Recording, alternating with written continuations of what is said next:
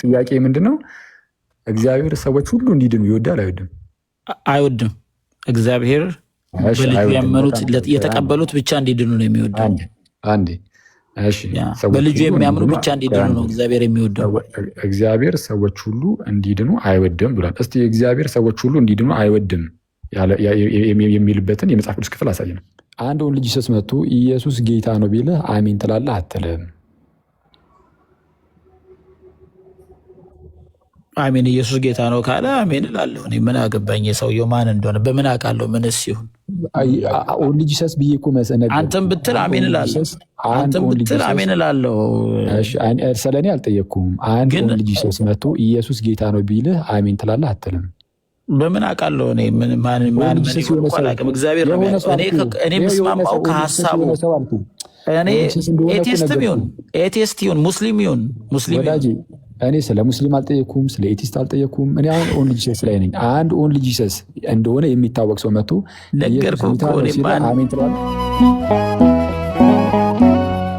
አንድ ኦንሊ ጂሰስ መጥቶ ኢየሱስ ጌታ ነው ቢልህ አሜን ትላለህ ወይ? ኢየሱስ አብ ነው የሚሉት ልክ እንደናንተ። ግን ኢየሱስ ጌታ አይደለም ላይሉ ይችላሉ። እንደናንተ ተመሳሳይ ናቸው፣ አንድ ናቸው። ባይዘይ ኢየሱስ ያለ እንግዲህ ያው በተቻለ አቅም ምንድነው በጥሩ ማስረጃዎች ትምህርትን ፈረስ ስናደርገው አንድ ናችሁ ከኦንሊ ጂሰስ ጋር ማለት ጀመርክ። አሁን የምትጠየቀውን መልስ።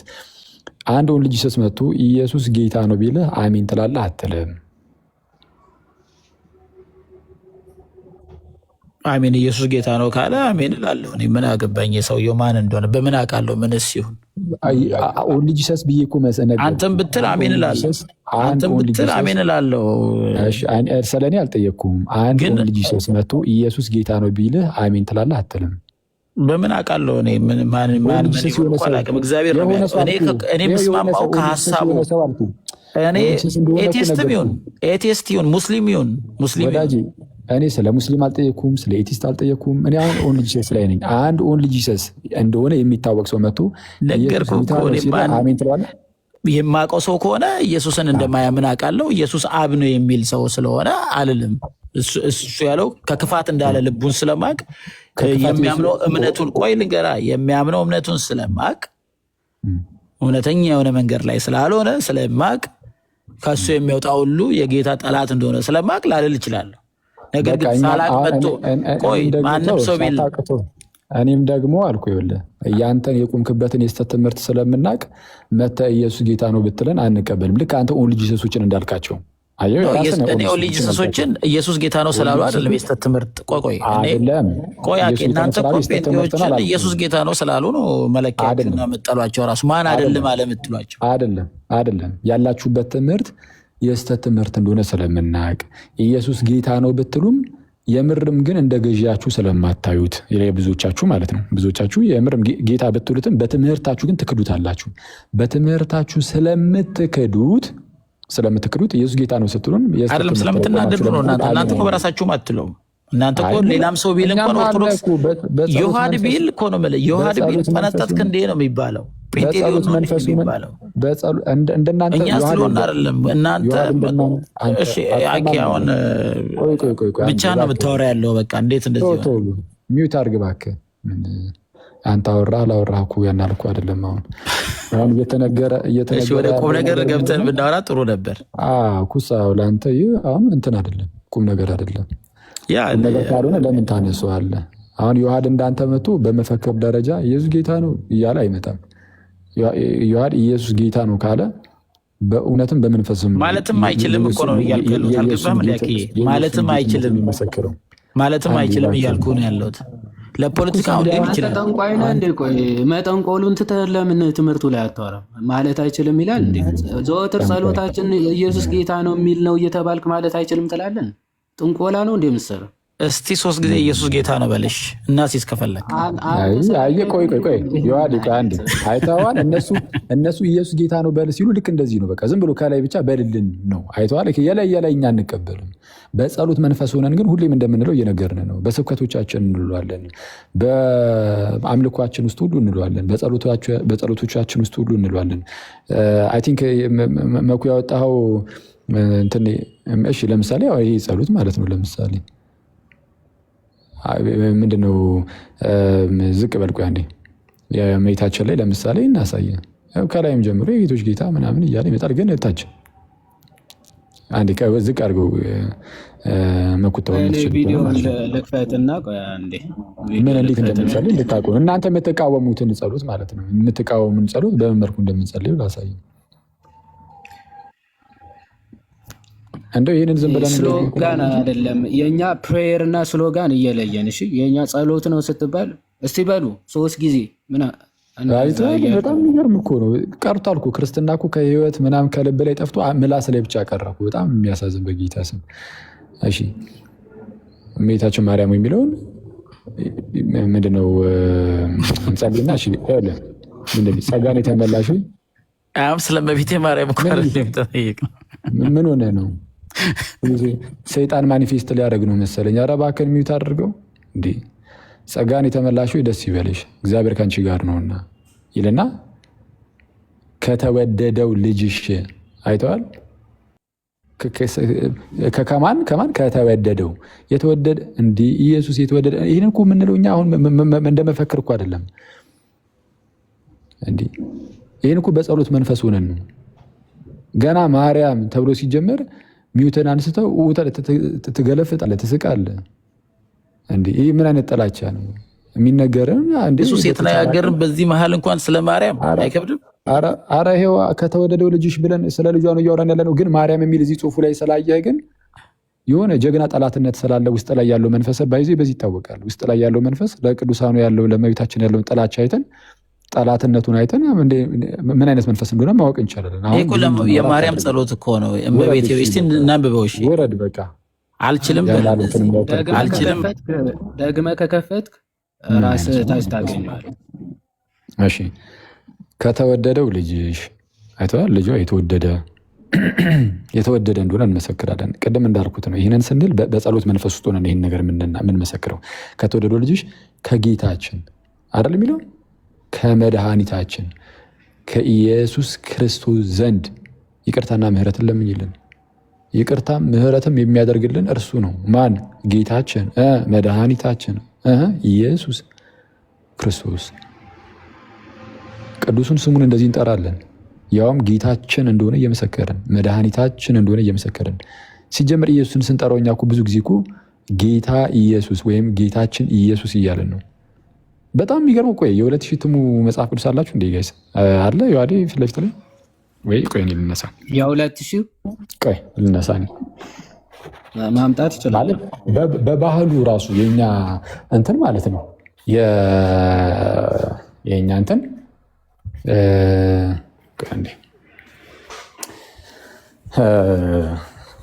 አንዴ በተለይ የግዕዙ ማለት ነው። ኢቭን መጽሐፍ ቅዱሱ ላይ ራሱ ኢየሱስ የሚል ስም ሲያይ እግዚ ኢየሱስ እያለ ጌታ ኢየሱስ እያለ ነው የሚያስቀምጠው። ኢየሱስን ጌታ ጌታ ጌታ እያለ ማለት ነው። የመጽሐፍ ቅዱስ አተረጓጉም ብዙ አይነት አተረጓጉም እንዳለ ታውቃላችሁ። ሊትራል የሆነ አተረጓጉም አለ፣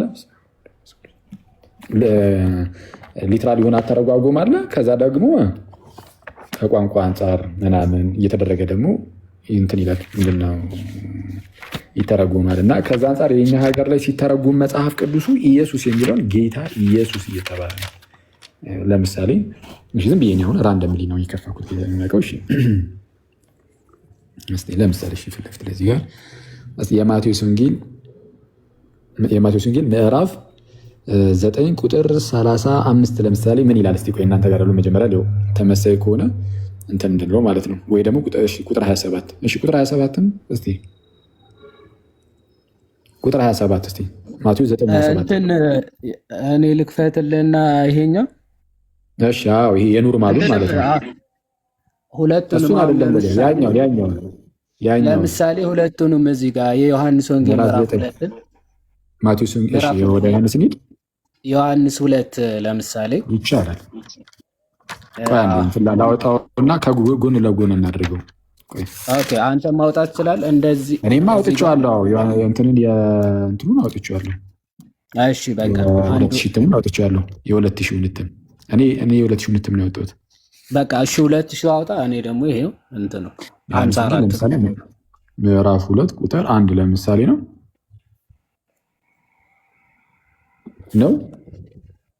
አልከፈትከውም እኮ ግን እሺ ችግር የለም። ይኸው ምዕራፍ 2 ቁጥር 2 ላይ ሄድ እኮ። ቁጥር እሺ 1 ነው።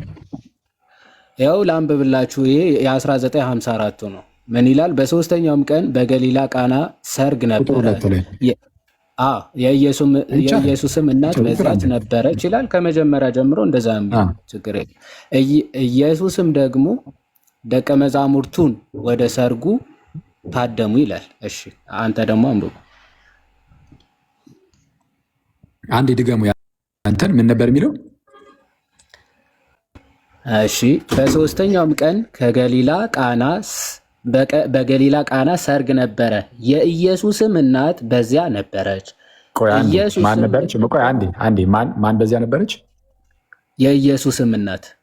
እሺ ቀጣይ። ኢየሱስም ደግሞ ደቀ መዛሙርቱም ወደ ሰርጉ ታደሙ። ማን? ኢየሱስ። እሺ አሁን ያኛውን ክፈተው። ኢየሱስ ብሎ የሚያስቀምጠው ችግር የለበትም። አሁን ቆይ አንዴ መጀመሪያ ይሄንን ግልጽ እናድርግ። አሁን ኢየሱስ ተብሎ መጣራቱ ችግር አለው? ምንም ችግር የለው። ምንም ግን የመጽሐፍ ቅዱስ አተረጓጎሞች ላይ የተለያየ አይነት አተረጓጎም ነው ያለው። ሊትራል የቃል በቃል ትርጉም አለ። አውዳዊ የሆነ ደግሞ ትርጉም እንዲህ ሊሰጠው ይችላል። ከቋንቋው ባህል አንጻር ምናምን ማለት ነው።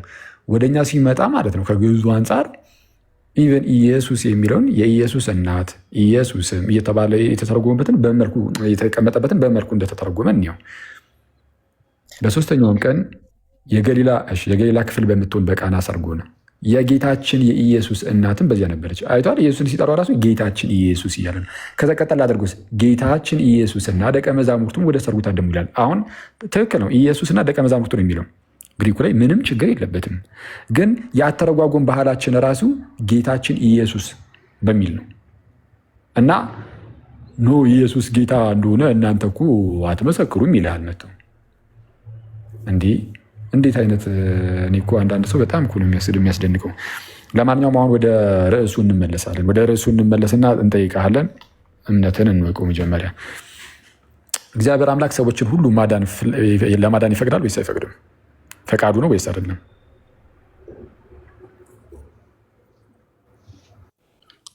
እዚህ ላይ ግን ጥያቄ አለኝ። አንድ ጥያቄ እስቲ አሁን ወደ ርዕሱ እንመለስ። እግዚአብሔር አምላክ አንድ አፈቅድልኝም ምንም አንድ ሀሳብ የሁሉ ሰዓት አውርታችሁ አሁን አንተ እኛ ላይ ላቀረብከው ክስ ነው ምላሽ የሰጠነው እንጂ ለአንተን እኮ ጥያቄ አልጠየቅንም። ግን እኮ ስለ የኢየሱስ ጸሎት አሳያለሁ ብለህ ድንግል ማርያምን ነው አሁን ራሱ አሳይተህ የጨረስከው። የኛ የድንግል ማርያም ጸሎት ላይ ራሱ ያለው ጌታችን ኢየሱስ ነው። አይገርም? ወደ ጌታን አታውቁት የምንለው ለዛ ነው። እሺ ቀጥልልኝ። ይህ እኮ ነው መሰረታዊ ችግር። አይተዋል።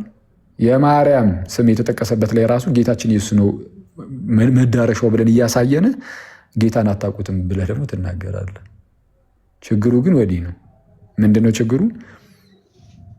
አንተ አስቀድመህ የተቀበልከው ሌላ የሆነ ኢየሱስ አለ።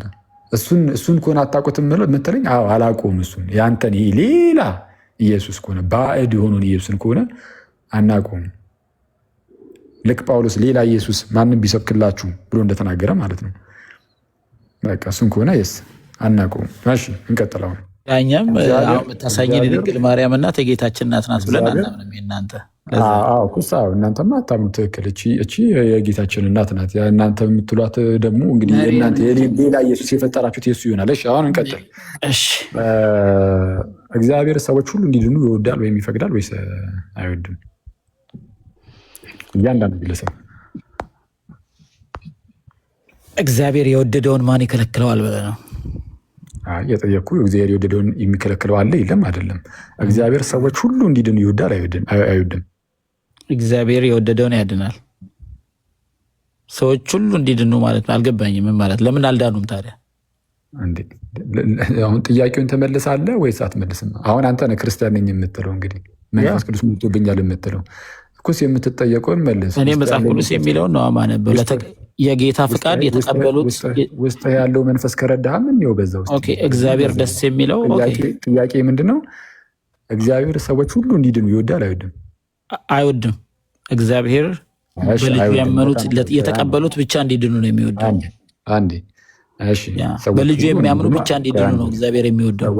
እግዚአብሔር ሰዎች ሁሉ እንዲድኑ አይወድም ብሏል። እስቲ እግዚአብሔር ሰዎች ሁሉ እንዲድኑ አይወድም የሚልበትን የመጽሐፍ ቅዱስ ክፍል አሳይ ነው። ነገርኩህ። እግዚአብሔር የሚወደው መጽሐፍ ቅዱስ በአንተ ፍላጎት አልተጻፈም። የተጻፈው እግዚአብሔር የሚወደው በልጁ ቆይ እንዲ ስማኛ ማስማት ማትችል ከሆነ ወርድልሃለሁ እችላለሁ። እግዚአብሔር የሚወደው በልጁ በክርስቶስ ኢየሱስ ያመኑ እንዲድኑ ነው እግዚአብሔር የሚወደው። እሺ አሁን የኔን ጥያቄ ደግሞ ስለዚህ በልጁ ያመኑ እንዲድኑ እግዚአብሔር አይወድም። ይኸው ሰምተኛል። በልጁ ያላመኑ እንዲድኑ እግዚአብሔር አይወድም፣ ፈቃዱ ማለት ነው። አራት ነጥብ። እሱን አላልኩም። ስለዚህ አንተ ይወዳሉ ካልክ ከእግዚአብሔር ጋር የምትጋጨው ከኔ ጋር ሳይሆን መረጃ ማቅረብ እችላለሁ። ለዚህ ያው ተረጋጋ። እሺ የተጠየቀው ምን ነበረ? እግዚአብሔር ሰዎች ሁሉ እንዲድኑ ይወዳል ወይስ አይወድም ሲባል እንግዲህ ውስጡ ባለው መንፈስ ተመርቶ ወንድማችን የመሰከረው ምስክርነት ምን የሚል ነው? እግዚአብሔር ሰዎች ሁሉ እንዲድኑ አይወድም የሚል ነው። እግዚአብሔር ሰዎች ሁሉ እንዲድኑ አይወድም። ኦኬ እሺ፣ እግዚአብሔር ሰዎች ሁሉ እንዲድኑ አይወድም። ወይ እንደዚህ እናድርገዋ። እግዚአብሔር ሰዎች ሁሉ እንዲድኑ አይወድም ብሎናል። ከመጽሐፍ ቅዱስ ጥቅስ አሳየን። ሰዎች ሁሉ እንዲድኑ አይወድም የሚል አፍጥ ነው። ይህንን በእምነት ደረጃ ስለያዝከው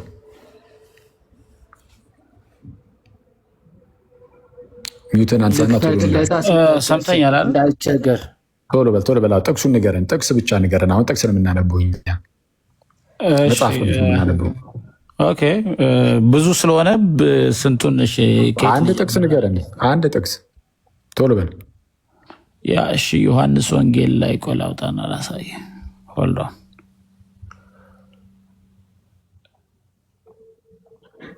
ብዙ ነው ብለህ ነበረ። ምን ከብዙዎቹ አንዱን መምረጥ ማቃት? ያ ግን የትኛው ይሻላል ብዬ ነው። አይ ችግር እስቲ ውስጥ ያለው መንፈስ ይሻላል ያለውን እስቲ አምጣው።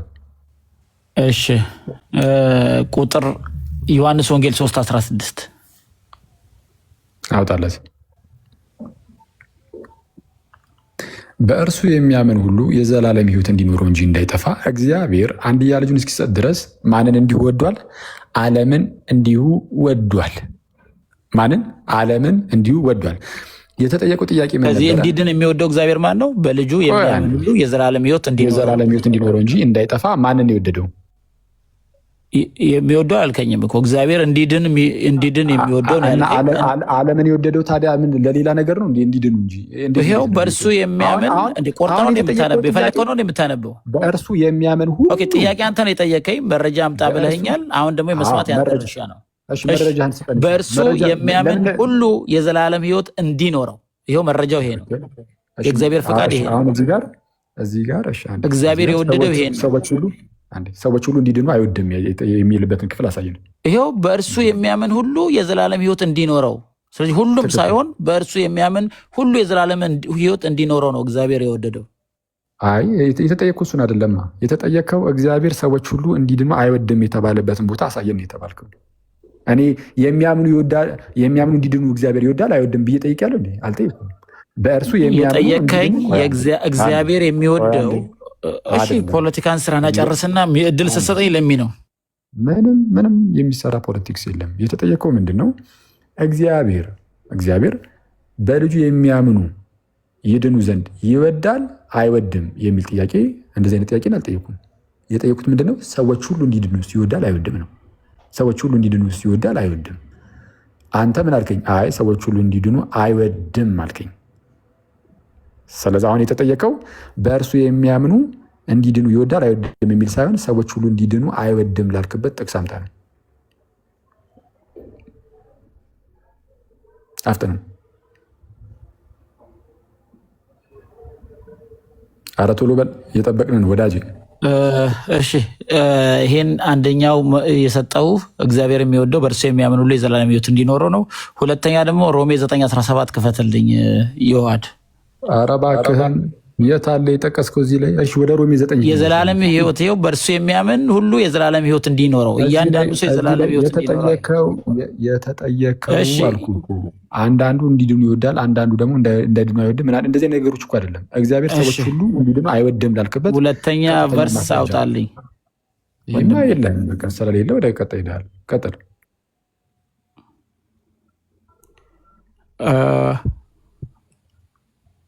ሮሜ አውጣልኝ ያልኩ ሮሜ 9 ላይ 2 ቦታ ነው የምታወጣልኝ። ያዕቆብን ወደድኩ ኤሳውን ጠላው የሚለውን አውጣልኝ ቁጥር 13 ላይ ዝቅ በል ትንሽ 13 ምን ይላል? ያዕቆብን ወደድኩ ኤሳውን ግን ጠላው። ኦኬ እዚሁ ክፍል ላይ 18 ላይ ውረድልኝ። እየጨረስክ ሂዳ። እዚህ ላይ ምን አገኘ? ተያያዥ ስለሆነ ነው። ኦኬ እንግዲህ የሚወደውን ይምረዋል፣ የሚወደውን እልከኛ ያደርገዋል። ትክክል። እሺ ስለዚህ ይሄ በእግዚአብሔር ፍቃድ ነው። እግዚአብሔር ሁሉንም ይምረዋል የሚል ስላላየው እግዚአብሔር የፈለገውን ይምረዋል፣ የፈለገውን ይወደዋል የሚል እግዚአብሔር ይሄን ጥቅስ አይቻለሁ። ስለዚህ ይሄ ሰውኛ አስተሳሰብና የሰው አጉል ምንድን ነው የሰው አዘኔታ ወይ ፍቅር ሁሉም መዳን ምናምን የሚለው መጽሐፍ ቅዱስ ላይ የሌለውን የሰውኛ አስተሳሰብ ነው። እኔ እግዚአብሔርን ቃል ነው ማለት ነው። ስለዚህ የእግዚአብሔር ቃል የሚለው እዚሁ 18 ከፍ አድርገው ትንሽ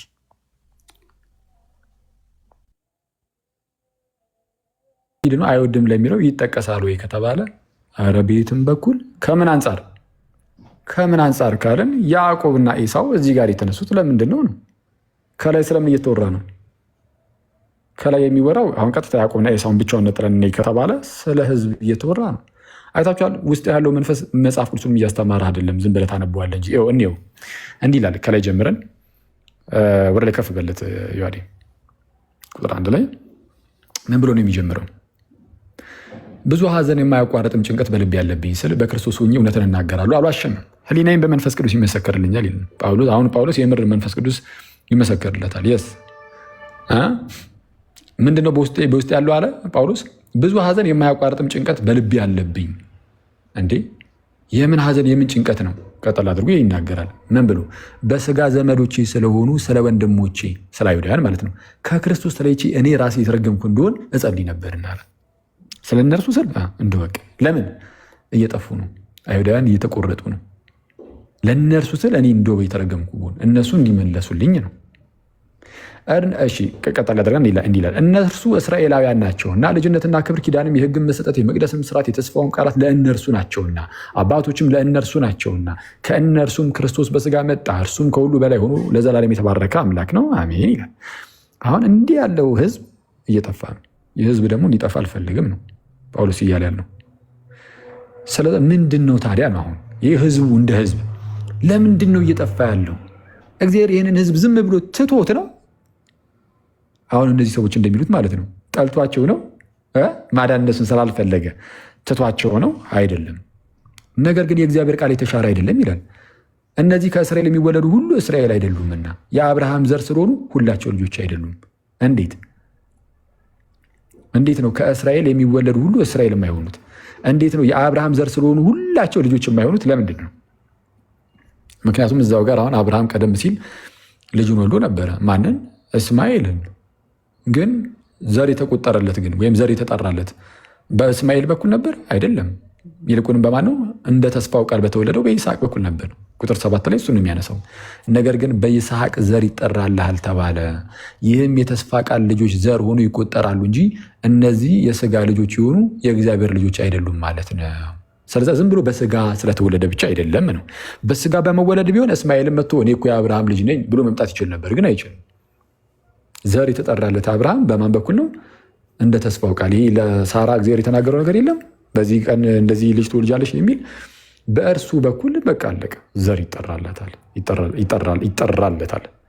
ስለዚህ አሁን አይሁዳውያን አዎ እናንተ ሕዝብ ናችሁ፣ በዚህ መልኩ እግዚአብሔር መርጧችኋል። ትክክል።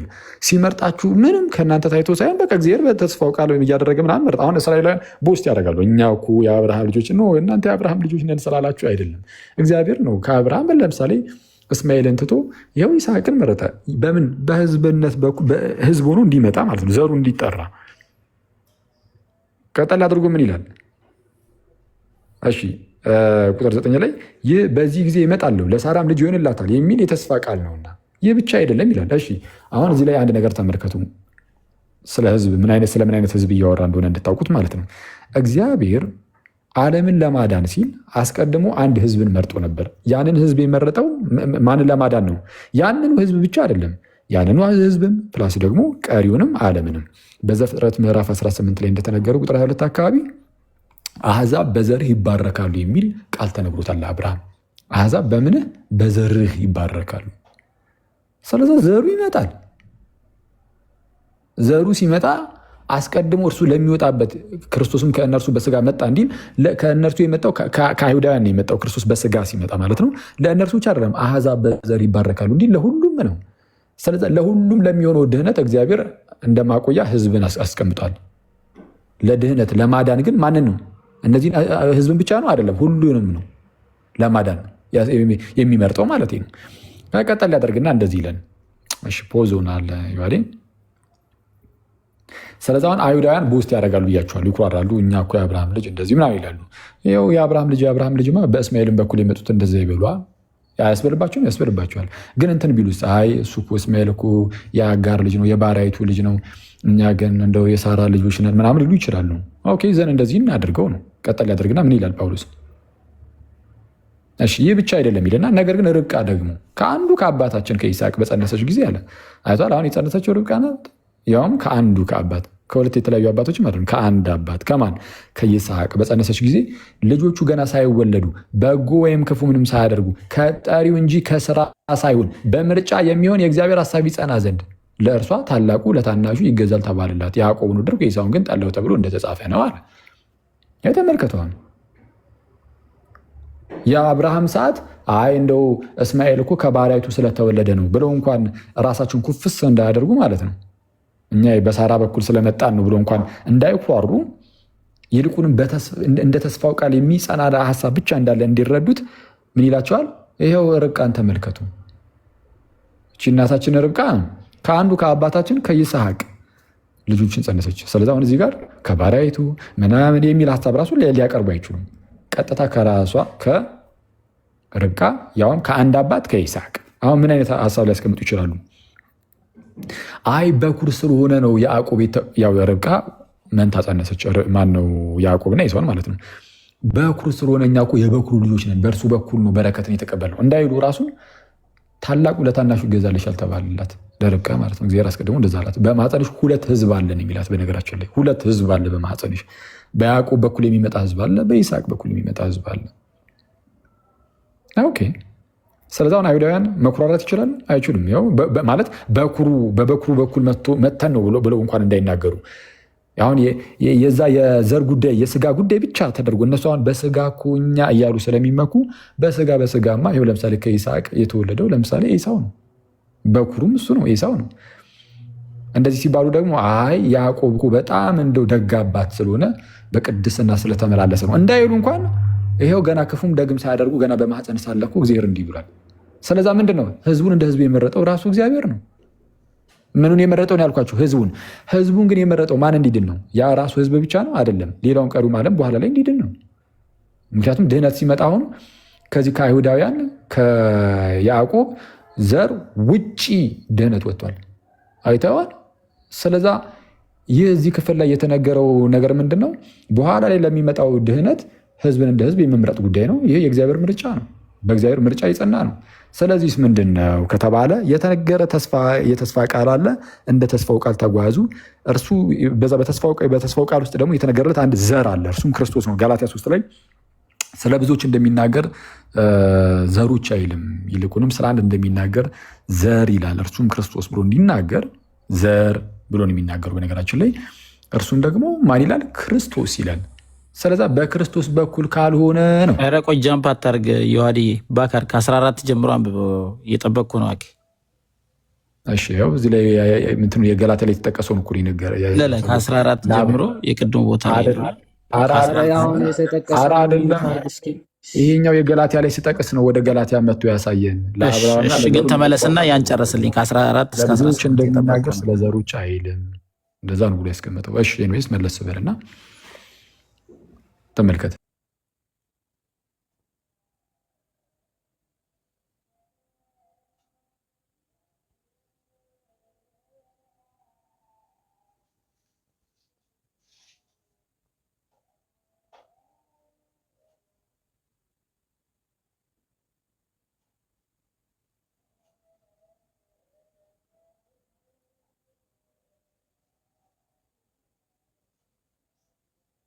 ምን ይሆናል ብሎ ለምሳሌ ቢመርጥ እና መድኃኒትን ሰጠ ለማን?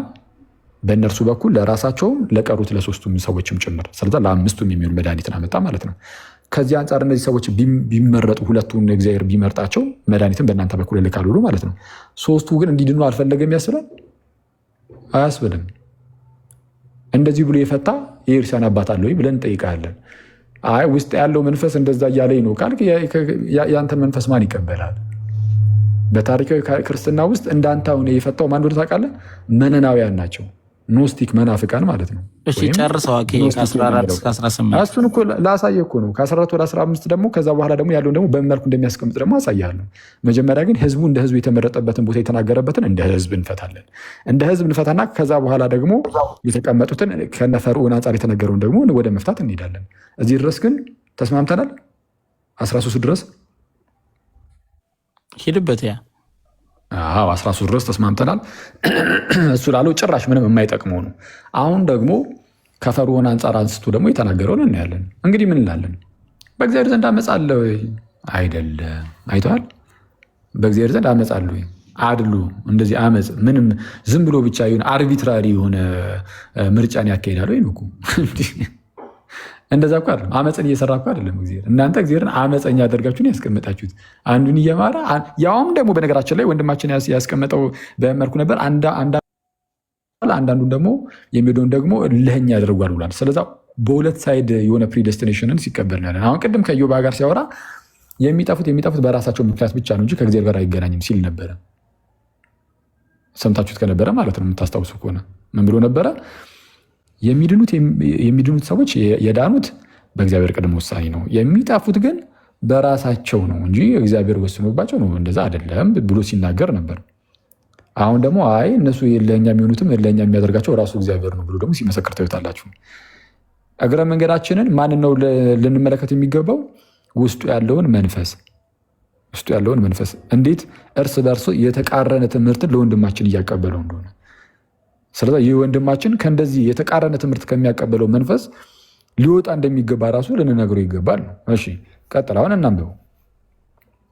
እንግዲህ ምን እንላለን? በእግዚአብሔር ዘንድ አመፅ አለ ወይ? አይደለም። ለሙሴ የምምረውን ሁሉ እምራለሁ፣ ለምራራለትም ሁሉ እራራለታለሁ ይላልና። ስለዚህ እግዚአብሔር የምምረውን ሁሉ እምራለሁ፣ ለምራራለትም ሁሉ እራራለሁ ቢል የሚከለክለዋል?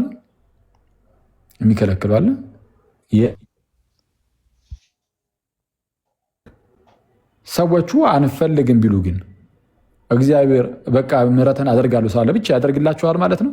እሱን አብረን እናያለን። ምክንያቱም አሁን ቁጥር 16 ላይ ይህንን የሚመስል ነገር ተቀምጣል ብሎ ስለሚያስቡ ምን ይላል? እንግዲህ ምሕረት ለወደደ ወይም ለሮጠ አይደለም ከሚምር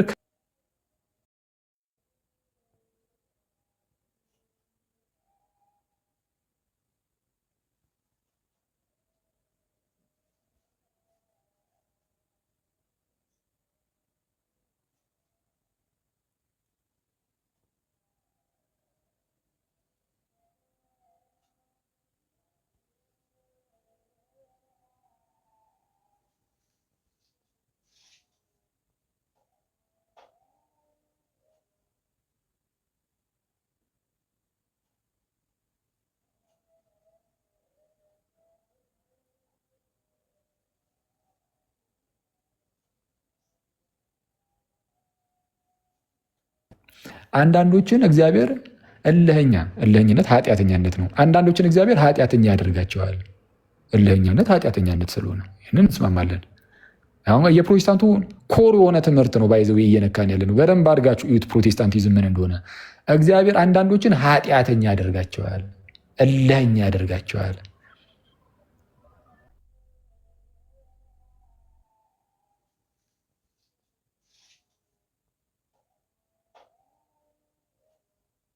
ተቋረጥክ የማንለውን ስንል አንዳንዶችን ደግሞ ተቋርጠ ነበር ይመራቸዋል። ደውን ከኛ ያደርጋል። ትልበል ኮኔክት ላድርግ ከዛኛው ስልክ ጋር እኛ ግን ኃጢአተኛ ያደርጋቸዋል አላልንም።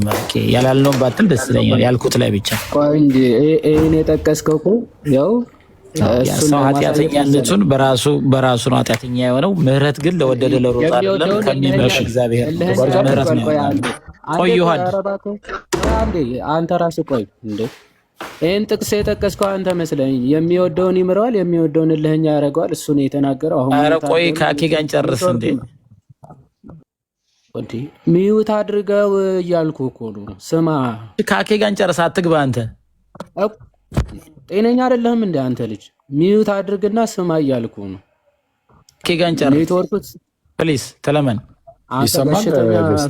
ደግመህ ከከፈትክ እታች ነው የማወርደው። ስማ ምን ልታወርደኝ ትችላለህ? ምን አታወርደው። ቆይ አንዴ ይሰማል። ተመልሶ ይምጣ እስኪ። አታወርደው ፕሊዝ። አንዴ ይምጣ። ኔትወርኩ ተቋርጦ ነው ይባላል። አንዴ ከአኬ ጋር እንጨርስ ይላል። ጤነኛ አይደለም እንዴ? ኦኬ አሁን ይሰማል። አኬ አንድ ቁጥር ጻፍ ትገባለህ። ማውረድ እኮ ምንም ከፈራህ ልሄድልህ እችላለሁ። አሁንም ሚዩት አድርገው። አኬ ይሰማል። ብቻ ነው ማውራት የምፈልገው። ይሰማል። ለእኔ ይሰማኛል። የሚሰማችሁ ከሆነ ምን እየሆነ ነው? በማውረድ ምንም እኮ የተለየ ነገር አይደለም። እግዚአብሔር ሰዎችን ኃጢአተኛ ያደርጋል ብለን አናምንም ነው ያልከው ሶቨሬን። ያ ሰው ልጅ በራሱ መተላለፍ ነው ኃጢአተኛ የሆነው። እኔ ስለ ምህረት ነው ያወራሁት። እግዚአብሔር ነው እና የጠቀስከው ጥቅስ ጋር እንሂድ። እንግዲህ የሚወደውን ይምረዋል ይላል። ማን ነው የሚምረው? እግዚአብሔር። እሺ የሚወደውንም እልከኛ ያደርገዋል ይላል። ማን ነው እልከኛ የሚያደርገው? እግዚአብሔር። እሺ እግዚአብሔር እልከኛ ያደርጋል ሰዎችን? እግዚአብሔር አይደለም። ማን ነው አንተ የምትለው እዚህ ጋ ያለው? ኧረ እባክህን መልስልኝ። እግዚአብሔር ሰዎችን እልከኛ ያደርጋል አያደርግም እንዴ? ይኸው እያነበብከው። ስለዚህ ያደርጋል ነው አያደርግም ነው? 100% እንዴ እያነበብኩት 100% የእግዚአብሔርን ቃል ብቀበል ሰው ነኝ እኔ። እልከኛነት ኃጢአተኝነት ነው አይደለም? መጀመሪያም ኃጢአተኛ ነው አልማረውም ለማለት። እልከኛነት ኃጢአተኛነት ነው አይደለም? ያ ምህረት አልሰጠውም ለማለት ነው። የሰው ልጅ ኦልሬዲ ኃጢአተኛነት ነው አይደለም? ኃጢአት ድርጊት አይደለም። ኦልሬዲ ኃጢአተኛ ስለሆነ ነው ሰው ኃጢአት የሚያደርገው። አንዴ ኃጢአት ድርጊት አይደለም ያልከው አንተ ነህ። ኬት አመጣኸው? የእግዚአብሔር ቃል ይናገራል። በኃጢአት በአዳም በኩል ገባ ይላል እኮ። እና ታዲያ ድርጊት አይደለም ይላል እንደ ኃጢአት ሁሉም እዛው ጋር እኮ በአንዱ ሰው በደል ኃጢአት ወደ ዓለም ገባ ይላልና እዛው ጋር እኮ ሁሉም ኃጢአትን አደረጉ ይላል። አሁን እኔ ሁሉም ኃጢአትን አደረጉ ይላል፣ ግን ስለገባ ነው ያደረገው። ስለዚህ ኃጢአተኛ ስለሆነ ሰው ኃጢአትን ያደርጋል። ኃጢአት በራሱ ጊልት በራሱ ድርጊት ነው። አሁን የተጠየቀው አሁን ሌላ ኦሪጂናል ሲን ውስጥ ገብተን ሌላ ክርክር አንከራከር። ይሄን ሀሳብ እንጨርስ። እንደጀመርክ አኬ ቀጥል አንተ። እሱን እኮ ነው የምልህ። ቀጥል አንተ። በቃ እየጠየኩኝ ያለሁት እልከኛነት ኃጢአተኝነት ነው አይደለም? ቀጥል። የቅድሙን እያስረዳ ያለውን እና ስጨርስና እልከኛነት ኃጢአተኝነት ነው አይደለም?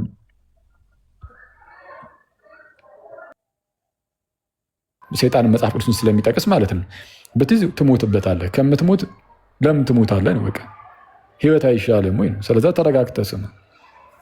እሺ አሁን ላሳያችሁ ምን እንደሚል። ለሙሴ የምምረውን ሁሉ እመራለሁ፣ ለምራራለት ሙሉ እራራለታለሁ ይላልና ካለ በኋላ እንግዲህ ምህረት ለወደደ ወይም ለሮጥ አይደለም፣ ከሚምር ከእግዚአብሔር ነው እንጂ። ምን ማለት ነው? ምህረት ለወደደ ወይም ለሮጥ አይደለም፣ ከሚምር ከእግዚአብሔር ነው እንጂ ማለት የምህረት ምንጩ ማን ነው? እግዚአብሔር ነው ነው ቃለቀ። ለምሳሌ እግዚአብሔር አልምርም ቢል ወይም የእግዚአብሔር ምህረት ባይገለጥ አንድ ሰው ማረኝ ማረኝ እያለ ስለሮጠ መማር እፈልጋለሁ ይማረኝ እግዚአብሔር ስላለ ብቻ የእግዚአብሔር ምህረቱ ባልተገለጠበት ሁኔታ ምህረትን ሊያገኝ ይችላል? አይችልም። ምህረትን የሚፈጥረው የሰው መፈለግ አይደለም። ምህረትን የሚፈጥረው የሰው መሮጥ አይደለም። ምህረት ከራሱ ከእግዚአብሔር ነው። እግዚአብሔር በምህረቱ ባለጠጋ እንደተባለ። ስለዚህ የመጀመሪያው ማወቅ ያለብን ምህረት ከእግዚአብሔር አይቷል። የመጀመሪያው የሚመጣው ይሄ ነው። ይህንን ለማስረዳት ምን አለ ጳውሎስ? ምህረት ለወደደ ወይም ለሮጥ አይደለም ማለት አይቷል። የምህረት ምንጩ እግዚአብሔር እንጂ የእኛ መፈለግ አይደለም አስቀድሞ። እሺ አሁን ከዚህ አንጻር ጅማሬው ከራሱ ከእግዚአብሔር ነው። ይህ ማለት ግን ሰዎች አንቀበል የሚሉትስ በቃ ሊመራቸው ስለፈለገ ብቻ ያገኛሉ ማለት ነው? አይደለም። ልክ እንዴት መሰለህ? ኦሪጅን ሲናገር እንዲህ ይላል። ከ1700 ከ1800 ዓመት በፊት አካባቢ በታሪክ ውስጥ በመልኩ መጽሐፉን ተመልክተውታል የሚለውን ማየት ይጠይቃል። ይህንን መጽሐፍ ልክ አሁን አንተ እንደተረጎምከው አድርገው ኖስቲክ ወይም እኛ ግኖስቲክ የምንላቸው እነዚህ መናፍቃን ጥንት ላይ የነበሩ በኤርሲያን ውስጥ ተነስቶ የነበሩ መናፍቃን ልክ እንዳንተ ተርጉሞ መጥተው ነበር። አይ በቃ እግዚአብሔር እንደዚህ ነው፣ ነፃ ፍቃድ የለንም፣ አንዳንዱን ይምራል አንዳንዱን አይምርም ብለው ማለት ነው። ሲነሱ በኤርሳን ውስጥ የሚታወቅ አንድ ሊቅ ተነሳና ኦሪጅን የተባለ ምን ብሎ ያብራራል? ዲ ፕሪንሲፕ መጽሐፉ ላይ ማለት ነው። ወን ፈርስት ፕሪንሲፕል ላይ ምን ብሎ ያብራራል? ልክ በመዝሙር ላይ እንደተነገረው ነው። እግዚአብሔር ቤትን ካልሰራ ሰራተኞች በከንቱ ይደክማሉ።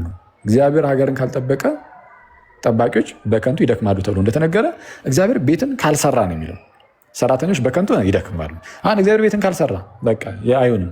ስለዚህ አሁን ነገርየው ለማን ይሰጣል? ከሰዎቹ ይልቅ ለእግዚአብሔር ይሰጣል። በቃ እግዚአብሔር ቤትን ካልሰራ ሰራተኞች በከንቱ ነው የሚደክሙት። የእግዚአብሔርን እርዳታ ከፍ ከፍ አድርጎ ያሳያል። አሁንም ጳውሎስም እዚህ ጋርም እያደረገ ያለው ልክ እንደዛው ነው። ምን እግዚአብሔር ካልማረ እኛ የፈለገ ብንደክም ምን እናመጣለን? ስለዛ የእግዚአብሔርን ምሕረት አጉልቶ ማሳየት ይባላል። እግዚአብሔር ደግሞ አዎ ልማራቸው ብሎ ሰዎቹ ግን አንፈልግም ቢሉ እስቲል አይማሩ። ስለዛ ከሰዎቹ የሚጠበቅ ነገር ይኖራል።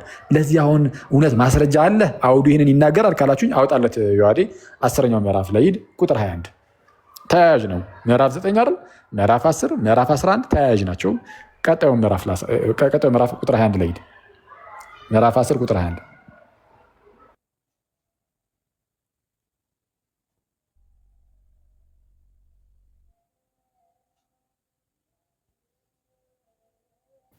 አይ ቲንክ ስልክ ገባበት አይደለም። እንትን ኮኔክት እያደረኩ ነበር ዋይፋይ እንዳይቆራረጥብኝ። ምዕራፍ 10 ቁጥር 21 ምን ይላል? ስለ እስራኤል ግን ይላል። እግዚአብሔር አምላክ እንዴት እንደሚናገር ስለ እስራኤል ምን ይላል? ቀኑን ሁሉ ወደማይታዘዝና ወደሚቃወም ሕዝብ እጄን ምን አደረግኩኝ? ዘረጋሁ ይላል። እጁን የዘረጋው ለምን ለማድረግ ነው? ሊምራቸው ነው ወይስ በጥፊ ሊያጋጫቸው ነው? ሊምራቸው ነው። እጄን ዘረጋሁ የሚለው አገላለጥ ሊምራቸው እኮ ነው። ለእነዚህ ሰዎች ግን ሲያዩት ሊመታቸው ነው ብለው የሚያስቡት ይመስለኛል። ሊምራቸው እጅን ዘረጋ አይተዋል። ልመናን ነው የሚያሳየው እጅ መዘርጋት። በሉ ኑልኝ የሚል ጥሪን ያሳያል እጅን መዘርጋት። ግን እጁን ዘርግቷል እግዚአብሔር ሊምራቸው ወዶ ፈልጎ ፈቅዶ። ልክ በሕዝቅኤል ምዕራፍ 18 ላይ የሟቹን ሞት አልፈቅድም ብሎ እንደተናገረው የሟቹን ሞት አልፈቅድም ብሎ እንደተናገረው እስራኤልንም እጆቹን ዘረጋላቸው። እጆቼን ወደ እነርሱ ዘረጋው። ግን ወደ ምን አይነት ሰው ይላል? ቀኑን ሁሉ ወደማይታዘዝና ወደሚቃወም። አይተዋል፣ ይቃወማሉ። ስለተቃወሙ በቃ አያገኙትም። ስለዛ ምን ይፈልጋል እግዚአብሔር? መማር ስለፈለገ ብቻ ነው ወይ ከተባለ አይደለም። ሰዎች ደግሞ መቀበል አለባቸው። እግዚአብሔር እንደዚህ ነፃነትን ሰጥቷል። ስለዛ የሚማሩት የተማሩት ምን ስለሆኑ ነው? እግዚአብሔር ስለማራቸው ነው። ግን እነሱ ኦኬ ስላሉ ነው፣ አሜን ስላሉ ነው። ስለዛ ከእምነት የተነሳ ነው አሕዛብም ቢሆን መጥቶ የሚቆሙ በግንዱ ላይ። ያልተማሩትም ደግሞ ያልተማሩት ምን ያደረጉ ናቸው? እምቢ ያሉት ናቸው። ስለዛ የእግዚአብሔር ጭካኔውም ቸርነቱም የእግዚአብሔር ጭካኔና ቸርነቱ በራሱ ላይ ብቻ የተመሰረተ አይደለም። ጭካኔና ቸርነቱ ከሰዎቹ አንጻርም ጭምር ነው። ይህን 11ኛው ምዕራፍ ላይ እንዲህ ይላል። እሺ ቁጥር 20 ላይ ከፍ በል አንድ ይኸው እንዲህ ይላል። መልካም ይልና እነርሱ ከአለማመን የተነሳ ተሰበሩ ይላል። የተሰበሩት ከአለማመናቸው የተነሳ ነው። እግዚአብሔር ስላልፈለገ የሰውን ድርሻ ደግሞ ተመልከት። እነርሱ ከአለማመን የተነሳ ተሰበሩ፣ አንተም ከእምነት የተነሳ ቆመሃል። አንተም የቆምከው ከምን የተነሳ ነው ይላል። እግዚአብሔር እንዲምርህ ስለፈለገ ብቻ አይደለም። እግዚአብሔር ስለማረህ ነው፣ እግዚአብሔር ስለወደደህ ነው። ግን ከእምነት የተነሳ ስለፈቀድክ ስላመንክ ነው። ፍራ እንጂ የትዕቢትን ነገር አታስብ ይልና እግዚአብሔር እንደተፈጠሩት ለነበሩት ቅርንጫፎች የራራላቸው ካልሆነ ለአይሁዳውያን ማለት ነው፣ በተፈጥሯቸው የእግዚአብሔር ሕዝብ ሆነው ስለነበረ በስጋ ለእነርሱ እንኳን የራራላቸው ከሆነ ለአንተ ደግሞ አይራራልህም። ምን ይላል? ለአንተ የተባለው ለማን ነው? ይኸው ከእምነት የተነሳ ቆመሃል ለተባለው በእምነት መጥቶ ተቀላቅሏል፣ ገብቷል። ስሜታዊ ሆኜ ስክሪኑን ትራቁጥ። ከእምነት የተነሳ ቆመሃል ተብሏል። ከእምነት የተነሳ ቆመሃል የተባልከው አንተ ራስህ ትሰበራለህ፣ ትጠፋለህ። ለአንተም አይራራልህም። አይተዋል። ስለዛ ግዴታ በቸርነቱ ጸንተ መኖር አለብህ። የእግዚአብሔርን አይተዋል። አሁን ምሕረቱም ቸርነቱም አለ ይታያል እዚህ ጋር። ከዛ ምን ይላል እንግዲህ? የእግዚአብሔርን ቸርነትና ጭካኔ ተመልከት ይላል። አሁን የእግዚአብሔር ቸርነቱም ጭካኔውም እንዴት እንደሆነ እዩ። ጭከናው በማን ላይ ነው ይላል? እርሱ ሊምራቸው ባልፈለገው ላይ ይላል አይልም? በወደቁት ላይ። የወደቁት ደግሞ ከምን የተነሳ ነው ብሏል? ከላይ የወደቁት ከምን የተነሳ ነው ብሏል? ከአለማመን የተነሳ። ቁጥር 20 ላይ እነርሱ ከአለማመን የተነሳ ተሰበሩ ብሎ እንደተናገረው ከአለማመን የተነሳ ተሰበሩ። ዝቅ ሲሉ ቁጥር 22 ላይ ምን አለ? የእግዚአብሔር ጭከናው በወደቁት ላይ ነው፣ አናምንም በሚሉት ላይ። እሺ እነዚህ ሰዎች ግን አሁን ያው የወደቁት እነዚህ አናምንም ያሉት ተመልሰው ቢመጡት ስለሱ እናያለን ቀጠል አድርገን። እሺ ቸርነቱስ? በቸርነቱ ግን ጸንተህ ብትኖር የእግዚአብሔር ቸርነት በአንተ ላይ ነው። እንዴ ሰውየው ላይ የሚወሰን ነገር የለም ወይ? ይሄው አይተዋል የሰውየውን ድርሻ። ያለዚያ ግን አንተ ደግሞ ትቆረጣለህ። ምን ካደረግ? በቸርነቱ ጸንተህ ካልኖርክ።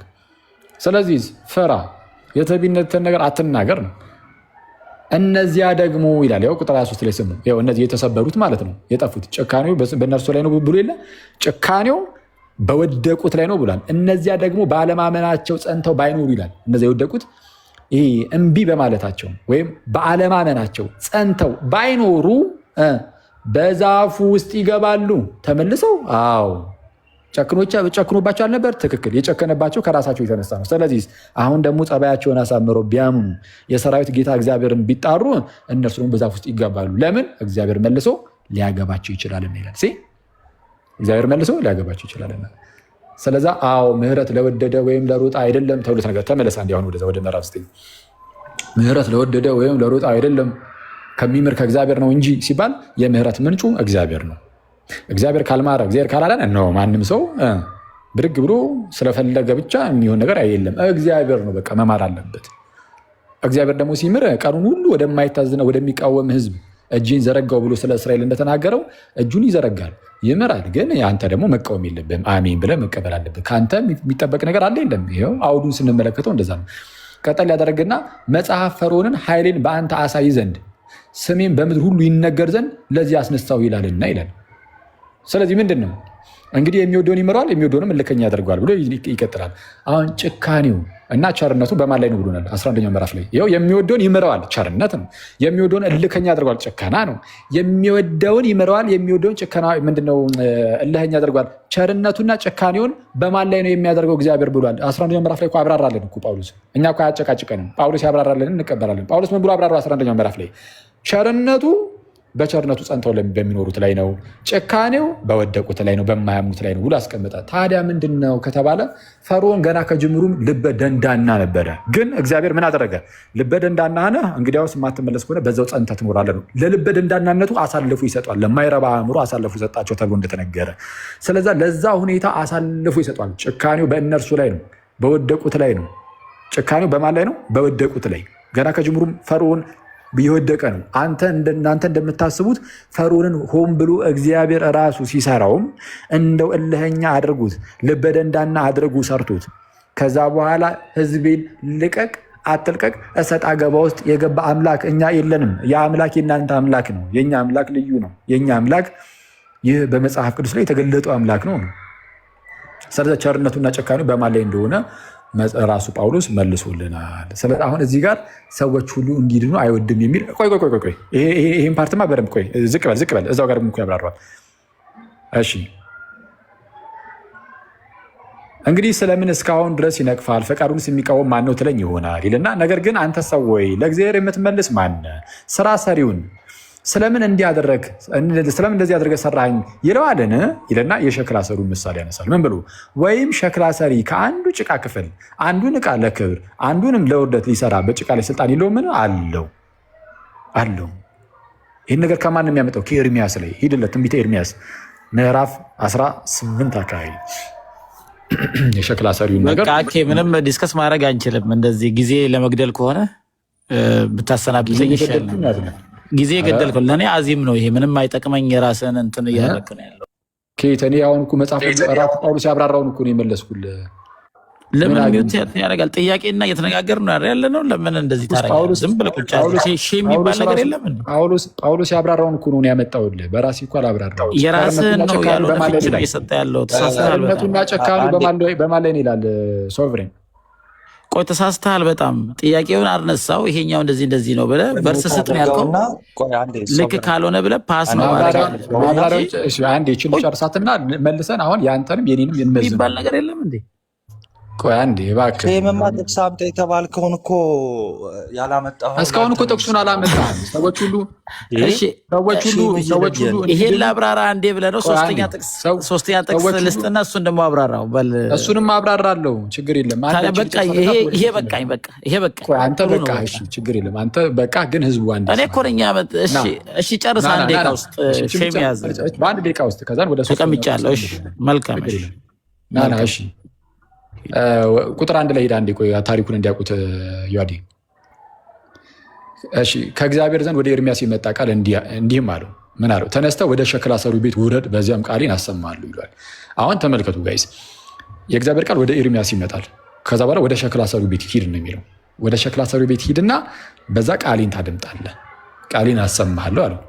ወደ ሸክላ ሰሪ ቤትም ወረድኩኝ፣ እነሆም ስራውን በመንኮራኩር ላይ ይሰራ ነበር ያለ አይቷል። ሸክላ ሰሪ ይሰራዋል፣ ይህንን ስራው በመንኮራኩር እያደረገ ሸክላውን ይሰራል። ከጭቃም ይሰራው የነበረ እቃ በሸክላ ሰሪው እጅ ተበላሸ ይላል። ይኸው ተመልከቱ ጋይስ፣ በሸክላ ሰሪው እጅ ማለት ነው ያ ጭቃ ተበላሸበት። ልክ ሲበላሽ ምን አደረገ ሸክላ ሰሪው?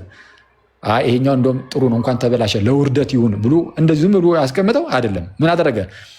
ሸክላ ሰሪውም እንደወደደ መልሶ ሌላ እቃ አድርጎ ሰራው ይላል። እንደወደደ ሌላ እቃ አድርጎ አይተዋል።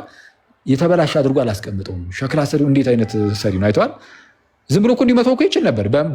በመቻል ደረጃ እኮ ነው የምናወራው። የስ ይችላል፣ ግን አያደርገውም። የተሻለ እቃ አድርጎ ወይም ሌላ እቃ አድርጎ ደግሞ ይሰራዋል። አሁን የእግዚአብሔር ቃል ወደ እኔ እንዲህ ሲል መጣ ይላል ቁጥር 5 ላይ። የእግዚአብሔር ቃል ወደ እኔ እንዲህ ሲል መጣ። ምን አለ? የእስራኤል ቤት ሆይ ይህ ሸክላ ሰሪ እንደሚሰራ በውኑ እኔ በእናንተ ዘንድ መስራት አይቻለኝምን? ይህ ሸክላ ሰሪ እንደሚሰራው በውኑ እኔ በእናንተ ዘንድ መስራት አይቻለኝምን?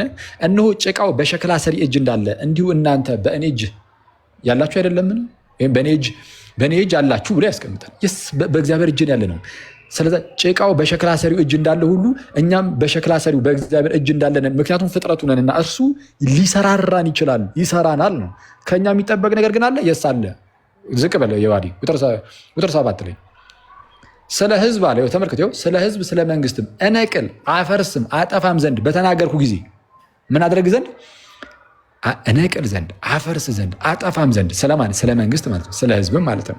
እንደዚህ በተናገርኩ ጊዜ ግን ይህ ስለ እርሱ የተናገርኩበት ህዝብ ማለት ነው ከክፋቱ ቢመለስ አለ አጠፋዋለሁ ምናምን ብሎ የተናገሩ ሲጀመር ምን ውስጥ ስላለ ነው? ሰው ያ ህዝብ ወይም ያ መንግስት ክፋት ውስጥ ስላለ ነው። ግን ከዛ ከክፋቱ ግን ቢመለስ እኔ አደርግበት ዘንድ ካሰብኩት ክፉ ነገር እጸጸታለሁ። ማን ላይ እንደሚመሰረት እያያችሁ ነው? ሰውየው ላይ፣ የሰዎቹ ሁኔታ ላይ። ይህ ስለ እርሱ የተናገርኩበት ህዝብ ከክፋቱ ቢመለስ እኔ አደርግበት ዘንድ ካሰብኩት ክፉ ነገር እጸጸታለሁ ይላል። ቀጠል ያደርግና ደግሞ በተቃራኒ በኩል ደግሞ ይናገራል። ስለ ህዝብም ስለ መንግስትም እሰራውና እተክለው ዘንድ በተናገርኩ ጊዜ መልካምን ነገር ለማድረግ ማለት ነው። ስለ ህዝብ ስለ መንግስት እሰራውና እተክለው ዘንድ በተናገርኩ ጊዜ በፊቴ ክፉን ነገር ቢያደርግ ማን? ያ ህዝብ ክፉ ነገርን ቢያደርግ ቃሌንም ባይሰማ እኔ አደርግለት ዘንድ ስለተናገርኩት መልካም ነገር እጸጸታለሁ። ስለ መልካሙ ነገር ደግሞ እጸጸታለሁ። እንደዛ ከሆነ እና ታዲያ ምንድን ነው ከተባለ የስ ሸክላ ሰሪው በጭቃው ላይ ሙሉ ስልጣን እንዳለው የሰራዊት ጌታ እግዚአብሔር በኛ ላይ ሙሉ ስልጣን አለው። ከኛ የሚጠብቀው ነገር ደግሞ አለ። በክፋታችን ጸንተን ባንኖር መልካም ሊያደርግልን ቸርነቱ ሊገልጥብን የተዘጋጀ ነው። ክፉ ብናደርግ ደግሞ በእኛ ላይ ጭካኔው ሊታይ ይችላል። ስለዛ ከእኛ የሚታይ ነገር አለ። ከዚህ አንጻር የሚታይ ነው። መልሰው አንድ ይዘው ምዕራፍ 9 ላይ ቃሉን አንብበን እንጨርስ። ቀጣይ ያለውን ጥቅስ አንብበን እንጨርስና ወደ 3ኛው ጥቅስ ደግሞ እንለፍ። ስለዛ ሮሜ 9ን እዚሁ አብራርተን ጨረስን ማለት ነው።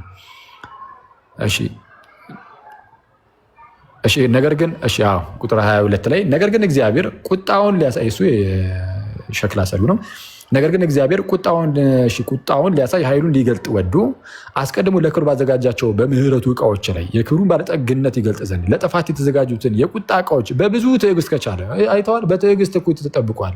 ለቁጣ የተዘጋጁት እነማን ናቸው ከተባለ እነዚህ የወደቁት የማያምኑት ናቸው። ስለዚ እመኑ እኮ ነው ራሱ የመጽሐፉ ሀሳብ። እመኑና ተመለሱ ነው። ብትመለሱ ምህረቱ በእናንተም ላይ ቸርነቱ በእናንተም ላይ ይገለጣል ነው። ስለዚህ የምህረቱ ዕቃዎችም ከአይሁድ ብቻ ደግሞ አይደሉም። ታዲያስ ነገር ግን ከአሕዛብ ደግሞ የጠራን እኛ ነን። እንዲሁ ደግሞ በሆሴዕ ሕዝቤ ያልሆነውን ሕዝቤ ብዬ ያልተወደደችውንም የተወደደችው ብዬ እጠራለሁ። እናንተ ሕዝቤ አይደላችሁም በተባለላቸውም እነዚያ አሕዛብን ማለት ነው። እናንተ ሕዝቤ አይደላችሁም በተባለላቸውም ስፍራ በዚያ የሕያው እግዚአብሔር ልጆች ተብለው ይጠራሉ ይላል። ዝቅ አድርገው ኢሳይያስም የእስራኤል ልጆች ቁጥር ምንም እንደ ባህር አሸዋ ቢሆን ቅሬታው ይድናል፣ ጌታ ነገሩን ፍጽሙና ቆርጦ በምድር ላይ ያደርገዋልና ብሎ ስለ እስራኤል ይጮሃል። እነዚህ ቅሬታዎቹ እነማን ናቸው? ካላመኑ በስተቀር አሁን ላይ ማለት ነው። ስለዚህ